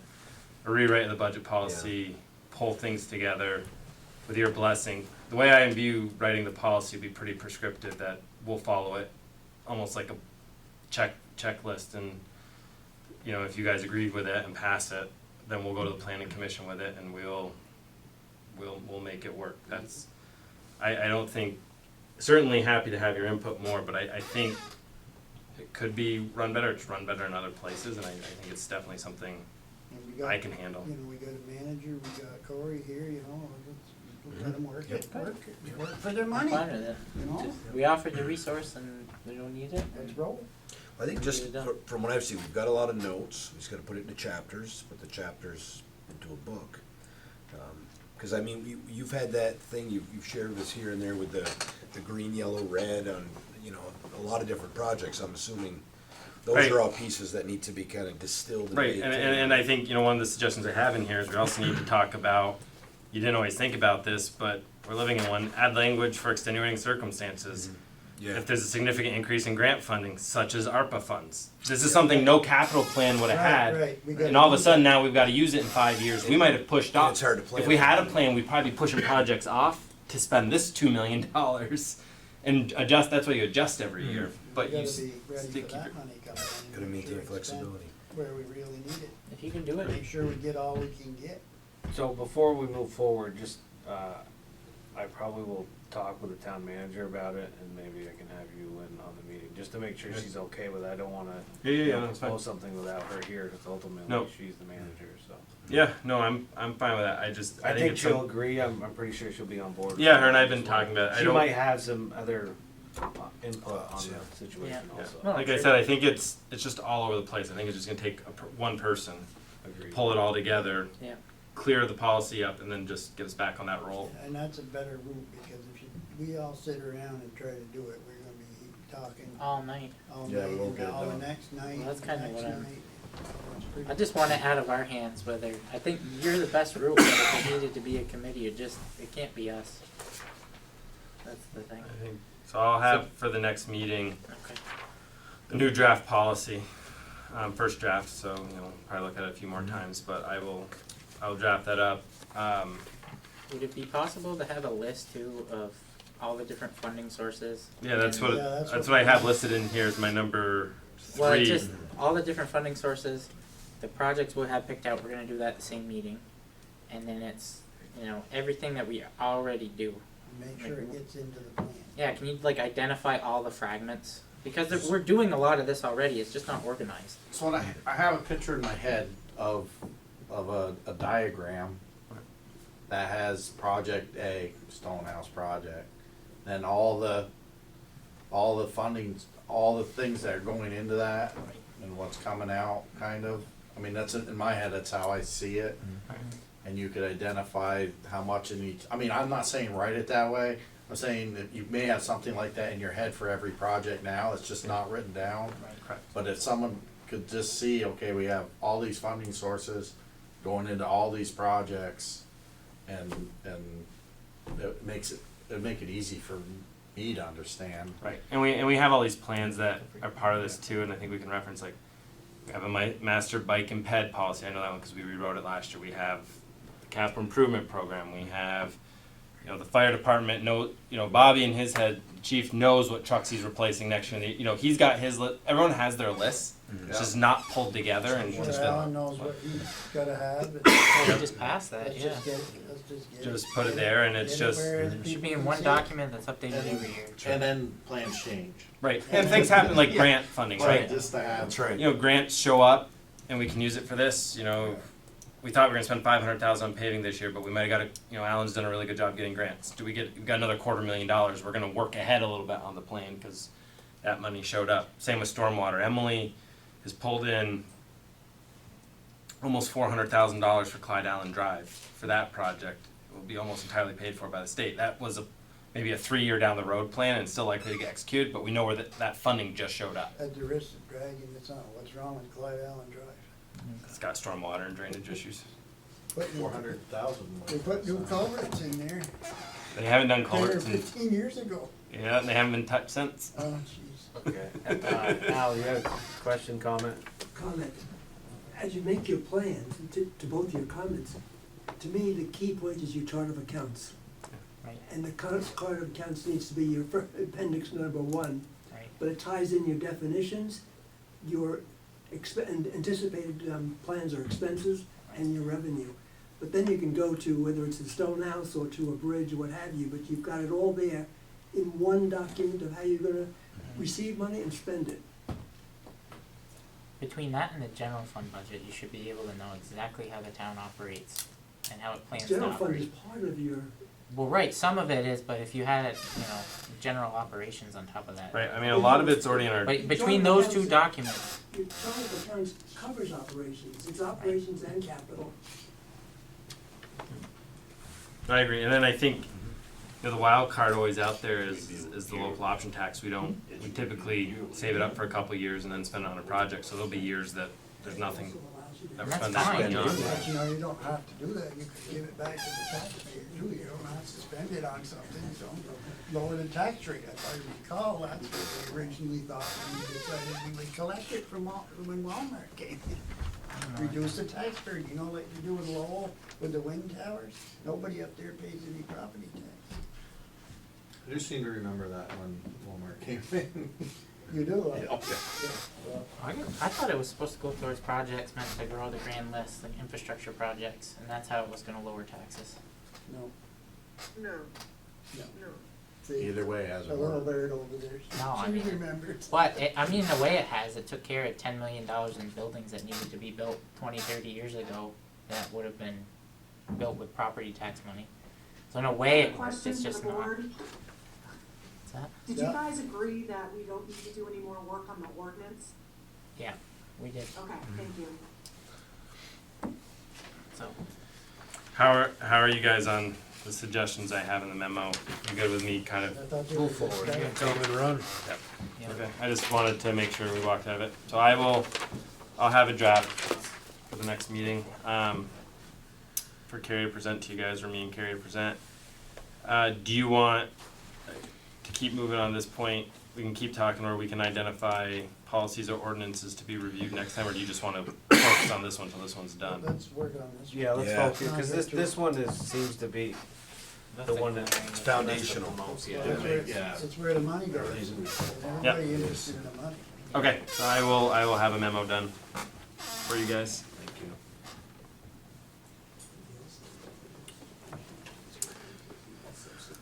Alright, next in the report is the Satech Park Summer Camp.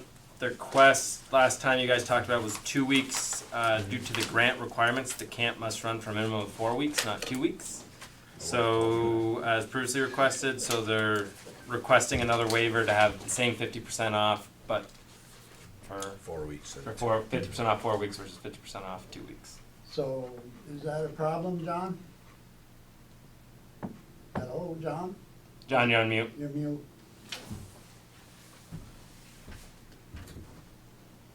You have everybody muted from your end?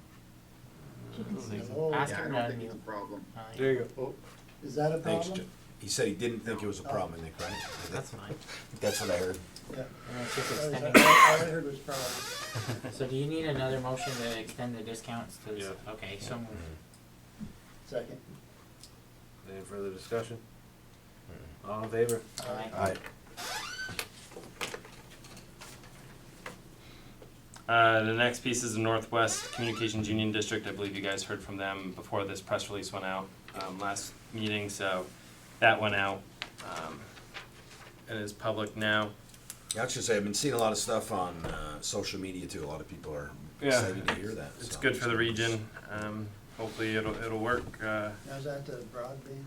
I Yeah, thought Yeah. that guy was coming in. he still might be, but At our request. Yeah, right? at our At request. a request, I think it was at a later meeting. Oh, Yeah. We were looking at like the 18th. okay. there's an Act 2 50 permit amendment. I don't really need to go into it, but it's in your package for your review. If you have, let Jen know if you want to link to the complete applications. And then H, water and sewer discussions. The city of St. Albans is updating their affiliation fee to water lines in the North End District. So they believe they found a mistake in their affiliation fee when reviewing it. And there's the agreement not to do it. It was too high? Yeah, No. right. And that's the only mistake they found? Not the legality behind it? The authority to collect So I it? just wanted to update you on that they are going to be looking to collect the 14-cent affiliation fee on water usage. Water only. Water only. In the north end. In the north end, commercial only too, not residential? No. Oh, it's all development. Oh, it's all development. Most municipalities don't do commercial if they do any kind of fee. Okay. There's a lot of different structures, but this is the only one that exists like this, in my knowledge, in the United States. So is that just something they're doing on their own, or we Yeah, involved? Apparently it's unique. You have I think that's part of the problem is that this board has no say, and by default, our constituents have no say, and our constituents are the one that pay the fee, and it is a It's tax. based on property tax. So it's taxation without representation. And I want to get into a point because I read the same Messenger article that I'm sure Corey read when he put this on the agenda. And that said that we had dodged a question about why the town never responded to the city's idea Oh, yeah. of why doesn't the town just collect it and pay it? And I was chair for 3 years. Good luck, my friend, in your future dealings, but I never dodged that question once. And I'm going to repeat my answer just for the whole world to hear. Whenever the legitimacy of the affiliation fee is called into question, specifically whether or not it's a tax, which it is, and whether or not the city of St. Albans has the authority to collect it, which it does not, the city manager's default argument is, well, why doesn't the town collect it? Tell the town to go collect it. That's the easiest way to solve this. He's right. Because we have the authority to collect it. And if we were to collect it, it would legitimize it and make it legal. So we don't. Now, why do we not? Because it's too high, it's too much money, and it's in perpetuity. The city and town of Rutland work together. The parameters of their deal, as I understand it, is that the town and city split the town's municipal property tax receipts from new development depending on water and sewer. Commercial only. Commercial only, for a period of 10 years, then it's done. The City of St. Albans affiliation fee ordinance is more than 75% of our tax rate. It can be raised unilaterally without any voter approval, with no representation in the decision making by those who pay it, and it's in perpetuity. Now, there is not a single thing in this world that you pay for in perpetuity that is not a tangible, that does not have a tangible value. That affiliation fee to a affiliation fee payer has no tangible value. You get nothing for it. Ben & Jerry's gets nothing for the $42,000 it pays the city of St. Albans for its affiliation fee. It pays on top of that $42,000 probably tens, if not hundreds of thousands of dollars worth of usage fees to the utility for the service they receive. That's legit. But it doesn't get anything for that $42,000. And I want to touch another point that the city manager makes every time that this is brought up, and it's that the city taxpayer pays to run the utility. It doesn't. The city's property tax rate is subsidized by the utility. If you look at their comprehensive audit for fiscal year 21, their FTE chart, I think it's page 112. If you look under Public Works, for the last 10 years, they've had as many FTEs for general highway maintenance. They've had as many as 11 and as few as 8.5. This fiscal year, 21, this one that just got audited, it dropped from 9 to 3. Now, did they have 9 guys that plowed sidewalks and repaired roads, and all of a sudden they fired 6 of them to balance the budget, and now they only have 3? No. 3 got reassigned to sewer, and 3 got reassigned to water. Well, the bottom line here, Brendan, is this has been going on for years. And that's the problem. And we're kind of beating a dead horse here. We are. All I can say, and I've said this 100 times, is it was solved at one point and we blew it. Well, I want to. That's all I'm gonna say. So I want to get And back this to is retribution. It is. One more point I want to make. And there's a million ways, not a million, not literally a million, that's hyperbolic, but there's probably a dozen, if I had to guess, ways that the city's property tax is directly subsidized by the utility. And if you went into it, you could prove that. So the whole argument that the city taxpayer needs to collect the affiliation fee and deposit it in the general fund to offset its cost and make it fair is a bold-faced lie, as far as I can tell, and I'll challenge the city manager openly to prove me wrong. And why would he? Exactly, because he can't. But why would he wanna do that? So, we've had backroom negotiations going on for years. We've sent 2 select board members to meet with representatives from the city, usually every time it's the mayor and the manager, and that hasn't worked. So what I would propose is that we formally ask to enter into meaningful negotiations, select board to council, and that we use the Rutland deal, we explore and verify every part of it, and that we use this as the premise of our first offer. Because we're not free riders. You know, we don't expect to get something for nothing. But Ben and Jerry shouldn't pay $42,000 a year, 32 cents on the assessed value of their expanded projects, in perpetuity, to have the pleasure of paying the water rate that goes to offset what probably should be general fund obligations. But that's not a problem to us. So I would say we need to, as a board, formally, in one way or another, ask the city council to enter into meaningful negotiations with us directly. And if I had to make a first offer with basic terms, it would be half of whatever the municipal tax rate is on residential and commercial as we collect it. Right now that'd be about, what, 21 cents, 20.5 cents? For a period of 10 years on every project. That'd be what I would offer. It wouldn't be 32 cents with the ability to unilaterally raise it and in perpetuity. I mean, there's a deal to be made. It might be, but you know what, you're just poking the bear. Exactly. I think you just let it, I mean, we got enough stuff going on without getting into this again. I mean, we gotta let things cool off. You don't know, change of personnel here and there, it might be a whole different ballgame. Yeah. But I think we got enough stuff of our own business without going back to the city and getting into another peeing match is not gonna go anywhere. I'm telling you this from experience.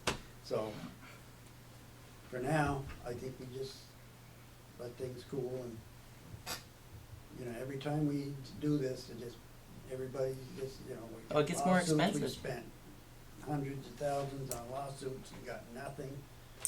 I think we just let it ride for now. And let things cool down and see where it is in another year or so. But we got a lot of stuff we gotta do here without having another bunch of negotiations with them guys. Cause I don't think you're gonna be negotiating with the council. You might think you are, but I hear what you're saying. No, me too. So what's the rest of the board think, I guess? I just, you know, you see the, was it 15 cents, 14 cents? 16 cents on the... 14 on water, I believe. 14 on water, you know, 14, so yeah. are they just gonna keep adding more, or, you know, who knows what's gonna come up next week, you know, so do we give it another year or two and not say anything, and then, you know? Well, my problem is the people that pay it, and I'm one of them. I pay it for water at my house. I refused to pay it for the longest time, and I had stuff taped to my door. My curb stop got painted. I got disconnection warnings, and then I ended up paying it because I have a 6-month-old in my house. If it was just my wife and I might have seen where it went and asked the court to figure it out, and I was pretty confident I would have won in that case. But 6-month-old at home. I think the most ridiculous part of it is you've got businesses that pay it that don't want to be involved in a public dispute, nor should they have to be because they'll lose customers one way or the other. And you've got private homeowners, a lot of whom are on fixed incomes, that can't afford to get involved because the only way they can really get involved is to, you know, obtain legal counsel at a huge expense, tens of thousands of dollars. And I'm not saying we should sue anybody. I don't think we should do anything other than ask the council if they'd be willing to reopen negotiations and to hear some different terms. I mean, and I think we should do it very openly, which I don't think has been done because every time we've negotiated, it's been under the veil of a lawsuit, and we're trying to settle a lawsuit, and it's behind a closed door. I think a lot of people in the city residents and taxpayers don't understand what the affiliation fee is. we don't have to. They don't have to, no. But There's no advantage to the city to do this. well, there's the fact. They're short on money, right? We're asking them to take Not less. like they used to. Sounds bad. Well, I just think we've got an obligation to the people that, the businesses, I'm not worried about my $500 a year. It's not a big deal. In my case, it's still cheaper than drilling a well and having a treatment system. Like, it's not a big deal to me. But it's the people that are on fixed incomes that move into a house that get a $1,000 bill they weren't expecting, and then it's in perpetuity, and they call and they email about it, and they're told, if you don't like it, you can sue us or drill a well. What's that, Anna? Over 30 years, it might be beneficial for you to drill a well. Right? Well, it's just, I think it needs to be a class action. I do. I think it can be resolved if you have meaningful, reasonable negotiations with the city council. Well, it ain't been resolved in 50 years. No. I just don't know what's gonna change here. But I'm just being. Yeah, personally, I'd like to see the outcome of the legislature and see what they come up with, because that affects here and could be other places. And last year we talked about using ARPA money to see how we can help things and control our own destiny a little bit and see where that goes. And I don't know. I guess further things would be The smartest thing in our community's mind, what it should be in a perfect world, would be our $2 million should be extending their water and sewer lines into districts. We want to create commercial growth that doesn't add a single kid to the school system, that pays for a heck of a lot of teachers' salaries, and that by in turn lowers our tax rate. That's what we should be doing with the ARPA money. But it's not a conversation for us. It's not a conversation for Swanton. We're talking about building decentralized systems and essentially duplicating infrastructure, which is a waste of money. But we're doing it because of this fee.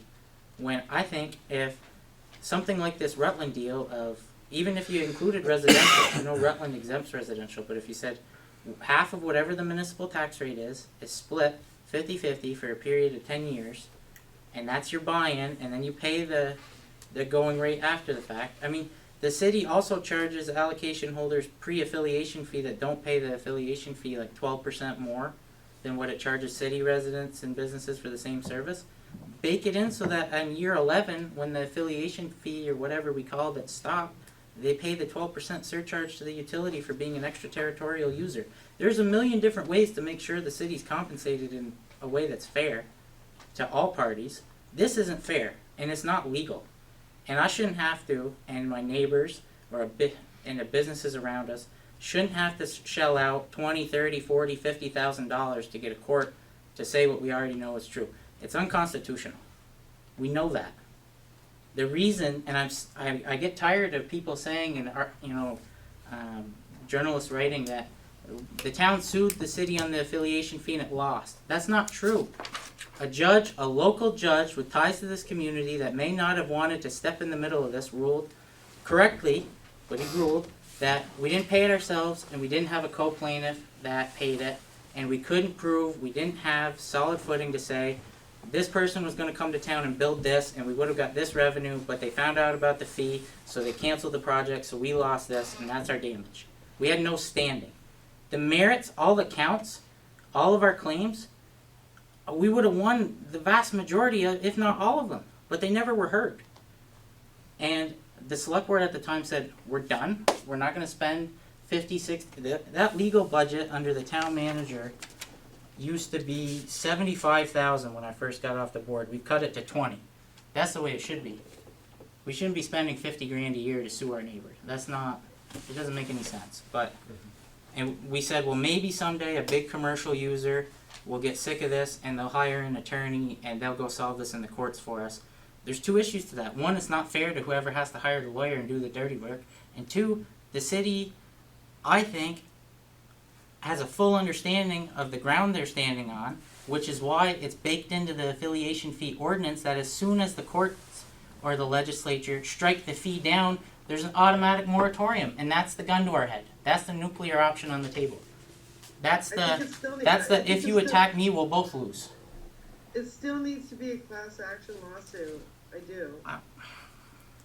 I think So when you say moratorium, that means they shut the water off? they say no new allocations awarded to the town. If you have an allocation, you paid for it or you paid your interest, they won't take it back. But nobody else. You can have a line, 2 lines out in front of your house, you can't connect to them.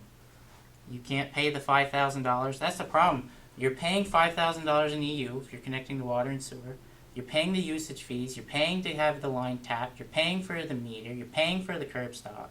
You're paying the usage fees after the fact, and then it's a property tax on top of it. Like, and I'm not an unreasonable person. I don't think that we should get water and sewer at par with city residents and get all the benefits without having paid originally to build the system. I think there should be some money that exchanges hands. It shouldn't be in perpetuity, not by every property. The fee in itself, there will be revenue in perpetuity because every time a new property signs on, they have a fresh 10-year clock. So as one ends, as the sun sets on one, the daylight comes up on the other. It's a revolving revenue source. The city and town of Rutland figured it out. They're working so well together that I read that they're using the ability to lower water and sewer rates for certain uses to create commercial industrial growth. Wouldn't that be neat? If we said if you came into the industrial park, you'll pay, we'll give you a 25% break on water and sewer. You know, if we were in that, how many people don't come to the industrial park because we're constantly fighting back and forth? I mean, it's not going to be solved negotiating directly with the city manager.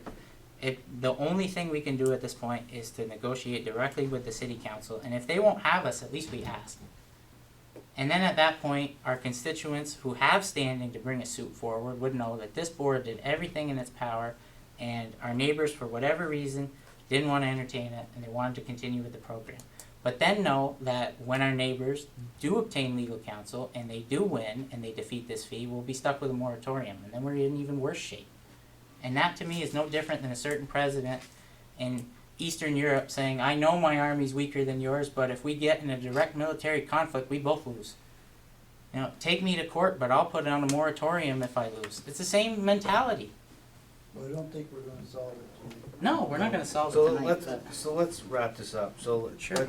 should we, what does the rest of the board want to do? Do we want to get negotiations with the city council, or do we just want to let it ride for another year? Can I ask one quick question? Go ahead. Corey, legislation, just deadline, timeline, what's that look like? I've been waiting to say that for 3 years. This one, it'll be day of adjournment if it goes through.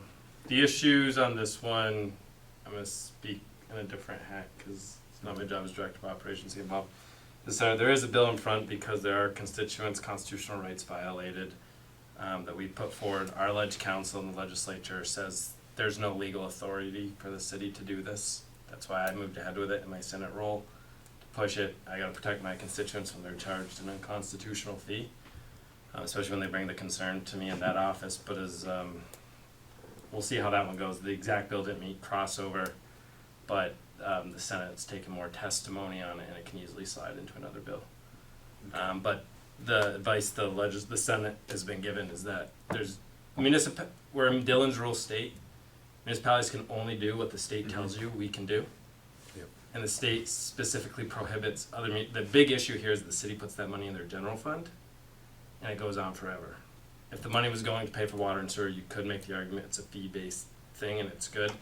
But a fee's not a tax, and a tax isn't a fee. So, Well, and the fact that a tax rate And in then one the- town's $1 and then the other. no, the biggest concern to the legislature is that if the legislature doesn't check it in this one municipality, it'll spread in others. Because why wouldn't you do this in other municipalities if you got water and sewer and you're able to do this? Why wouldn't you go out and do that? And that's something the state is not interested in, especially when we're trying to get more dollars out the door to build water and sewer. We want, and then if you think about it from a state perspective, most of these plants are built with mostly state and federal dollars. They are meant to go to regional growth, not just one municipality. They're really meant to grow areas and not one. And when we get permitted capacity for direct discharge, we look at the broader area the state looks. And so I think it's an appropriate place for the state to look at. And we have to recognize the fact that the town and our taxpayers are subsidizing the utility in a couple of different ways that mean a lot. There's about 2,400 pounds of phosphorus a year that's discharged right over there, and we get $0 to mitigate that pollution. That's a subsidy in my mind. That proves the plant's a public good.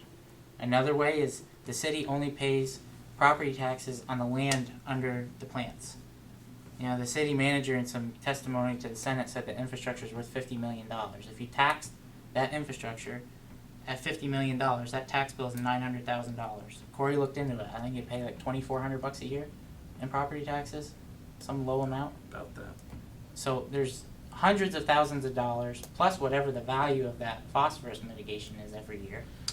Emily did an analysis, the cost to offset 2,400 pounds of phosphorus to a farm or to a stormwater system would be about $100,000 a year. So you get $1 million in subsidies going out the door every year from the town to, and the education fund, because of course that 900,000, at least 80% of it's the ed fund. I mean, so you get the state of Vermont, the town, subsidizing the system, and we can't come together and make a deal that works for everybody, that's reasonable. I mean, at what point is this just not total and complete greed and absurdity? I mean, 40 years ago? yeah, that too, but it's not like we're doing nothing. Okay, so let's move forward here. Yeah, I was gonna I say, I agree. mean, if the end of the session is 2 months from now, I mean, I would, at this point, say, let's wait and see what the outcome is, then decide then how to move forward. That's my. I'm just nervous I that agree with that. Yeah, I'll go with that. See what happens, maybe talk something about will it. weigh by. See, who knows? we just gotta hope that if it goes through, it doesn't end up with a moratorium, right, as some big project needs to get allocation. Because if the legislature strikes the fee down, the ordinance immediately triggers a moratorium. Yeah. And then we're in worse shape than we are Well, today. I'm not on the city council, but I gotta believe they would say, let's wait and see what happens too, you know. Probably. Before they really engaged us in any meaningful conversation right now, you Well, know. what, if it doesn't get anywhere, we're in the same boat. I agree. Right now, I think, Then we revisit. All right. alright, We'll talk about it in a couple months. fair enough. That's all that's in the town manager's report. That's all? It's only 8:30. Okay, we got a clean copy of rules of procedure we gotta sign before we leave. Also, schedule next meeting is Monday, April 4th, with a select board project planning session at 5:30, and Monday, April 4th. What's that? Regular meetings. Oh, the regular meeting's April 4th, and Monday, April 18th at 6:30 PM. I have nothing to report as of today, and anybody want to make a motion to go into executive session? For what are we doing in executive session tonight? Personnel. Okay. Make a motion to enter into executive session to discuss a personnel matter in under the provisions of Title I, Section 313. I'll second. All in favor? Aye. All right. Okay, thank you. Have a nice night.